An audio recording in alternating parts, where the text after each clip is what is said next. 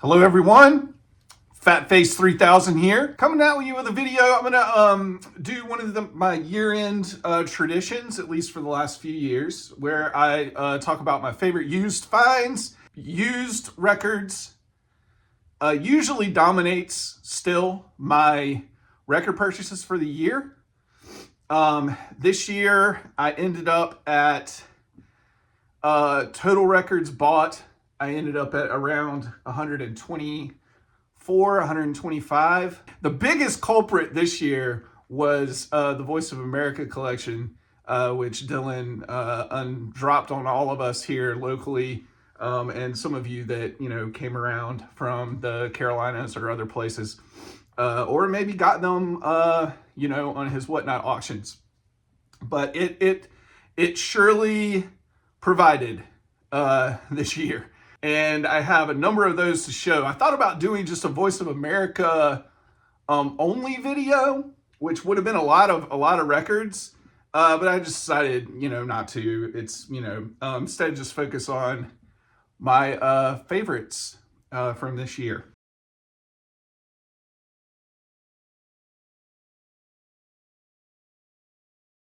So let's start with all the Noble Records finds from this year. Some of these are not Voice of America, but I think most of them are. Now, this was the first record that I bought from the Voice of America collection, Season for Love by Willie Hutch. This is one I've been after for quite some time.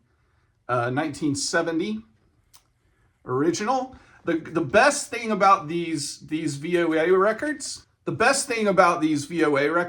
is that even if the covers aren't in the best shape, and all of them have these catalog numbers. So if you're one of those people that just can't handle any writing on the cover, sorry, maybe these weren't for you. For me, it was totally worth it. Not only because the old adage, like, you don't play the cover, but also these records are like barely played, most of them, and they are excellent condition, almost every single one. So yeah, this is an all-time soul classic, Season for Love by Willie Hutch. Now this is another one that I've had on CD for many years. Goes back to kind of like my later years in college, and it's Billy Joe Shaver's Old Five and Dimers Like Me, an absolute classic Texas singer-songwriter album. One of the best, for sure. Was just absolutely stoked that Dylan had a copy of this. I never see this. I was honestly kind of amazed that it wasn't one that people were rushing in to fight over. But I guess, maybe not necessarily the typical fare from the usual Noble Records customer. I don't use the G word, but Now here's another one that I got from Noble this year. It's an Australian pressing of Highway to Hell by AC/DC. And I actually came across several other Australian pressings this year at 2 or 3 different stores. They're just really pricey. And a couple of the ones that I ran into at other places were on the high end. They were actually much higher than I even could have paid for them online, through Discogs or eBay. So I decided not to act on them, but this one was priced right. I don't think it's actually a 79 pressing. I think it's an 80 or 81, but it is Australian. You see the alternate cover art, and you see the Albert Productions label there. So this one I grabbed at the Noble Records anniversary, 6th anniversary. And this one was off the wall. Juju, A Message from Mozambique. I talked about this in the video talking about that day. Really awesome, incredible spiritual jazz with some pretty awesome freakouts at times, but still not too far out there from me. This one I grabbed on the same day as the Billy Joe Shaver, but this is Alan Toussaint. This is also from 1970 or 71. Another all-time soul classic. Another VOA, R&B, just Betty Swan, one of the most underrated, as far as like record sales go, underrated R&B artists of all time. There's some really good compilations that combine both this album and the one that came after it. This is on Capitol Records from 1968. The Soul View Now by Betty Swan. Just incredible stuff.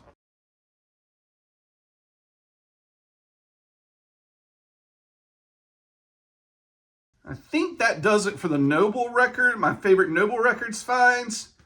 This I found at a, it's like an antique and restorations store that's here in Matthews, but he also sells records under a different kind of store name, even though it's the same building, called Mad Jack's Records. And every once in a while I'll find something pretty amazing in there. And I found Rock, Salt, and Nails by Steve Young. Just something I never expected to find in there, and just sitting in the country section. Not on the wall or anything like that. Now, it was like $40, $45. And I know it got a recent reissue, or a recent repress. But yeah, I mean, this was a pretty amazing find in an incredible shape.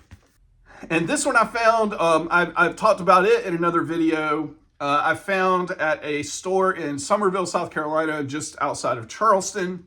It's Rock and Soul by Solomon Burke, one of my all-time faves, Solomon Burke. And the biggest reason why I'm talking about this one is because it was only $15, and I never have ever come across finds like that. I mean, it's a mono. It's a mono. It could be a second pressing mono. It's kind of hard to tell sometimes, and especially when Discogs is like your only source. But there's the red and purple Atlantic label. From 1964. Solomon Burke's Rock and Soul. Now, If You Need Me is on here, and If You Need Me is also on the Atlantic album that came out before this, which is kind of one of those weird things that would happen sometimes with R&B from the early 60s. But yeah, just an absolute classic. I just could not believe. It's got a little hole punch, but that's it. Other than that, it's in incredible condition, and it played fantastic. I just was shocked that it was only $15.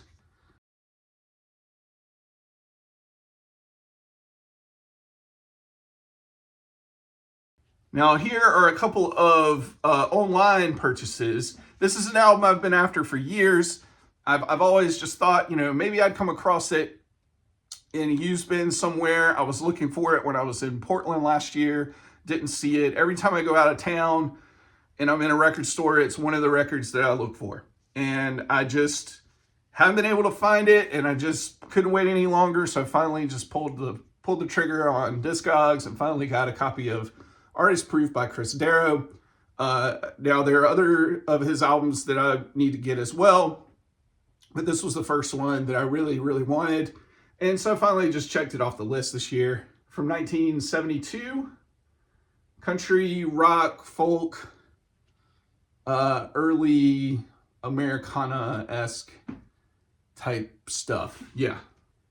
And this is one that I mentioned when I was at the Vinyl Community Pub with John and Headley and Dave earlier this year. I showed these Loma compilations, which had a lot of R&B songs that were released.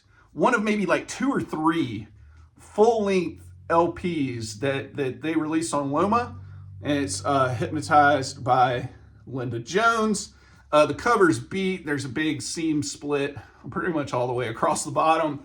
But the record's okay. This is one that can get kind of pricey online, but I saw one. It's in my want list. I barely have anything in my want list on Discogs. And at the most, it gets up to maybe like 10 records. And this one was popped up for, I think it was around $30. So I decided to take a swing on it. And it's pretty good. I mean, it goes much higher than that if you want really clean copies. But yeah, was glad to get my hands on this one.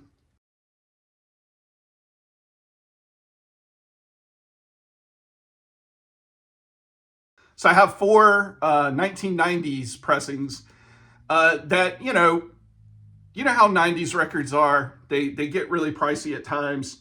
But if you can find a good deal on them, 3 of these I found online. This one I got from Human Head in New York City. And it's Guided by Voices, Under the Bushes, Under the Stars. This is a 1996 that comes with the extra disc that has like an EP included. Thanks to having the GBV box, which has all the early Guided by Voices stuff, I'm really close to having almost every Guided by Voices album up to Half Smiles of the Decomposed, which came out in 2004. Not all of them are originals. Some of them are like, early 2000s represses or whatever on Matador, but in some form or another, I have almost all of those records. Found this copy of Bright in the Corners by Pavement from 1997. I didn't even have a repress of this. I have represses of every other one, but didn't have this one for some reason. And I saw this first pressing and acted on it. So yeah, Bright in the Corners. This is one of my favorite albums from the 90s, and I know that they're not considered very cool by a lot of people. I don't care. I think this album is super underrated and absolutely fantastic. It's 1994's Dulcinea by Toad the Wet Sprocket. Just, incredible songwriting from start to finish. And some of their more experimental moments too on this album. Yeah, I think this is a 90s alt-rock classic. One of my favorites from 1994. 1994 might be my favorite year of music, to be honest. Just a lot of the releases that came out that year were super influential in my music taste and the formation of like my music taste over time. And then this one I found on Record Store Day, Black Friday Record Store Day at Lunchbox. It was on the wall. It's a 98 pressing of TNT by Tortoise. It's the only original pressing Tortoise album that I have. I have a couple that are like, earlier 2000s like represses. But yeah, on Thrill Jockey.